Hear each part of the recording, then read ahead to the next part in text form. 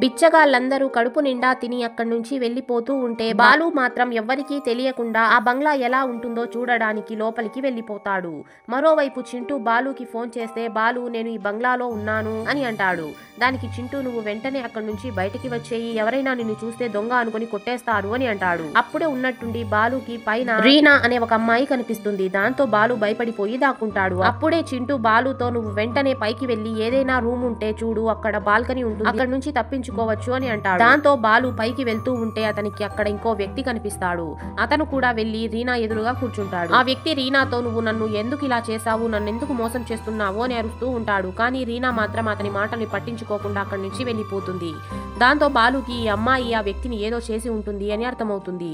మరోవైపు చింటూ బాలుకి పదే పదే నువ్వు అక్కడి నుంచి బయటికి వచ్చేయి అని చెప్తూ ఉంటాడు. కానీ బాలు మాత్రం ఆ బంగ్లా వదిలి రాను అనేస్తాడు. ఆ తరువాత ఏమైందో తెలుసుకోవడానికి పార్ట్ 6 అని కామెంట్ చేయండి.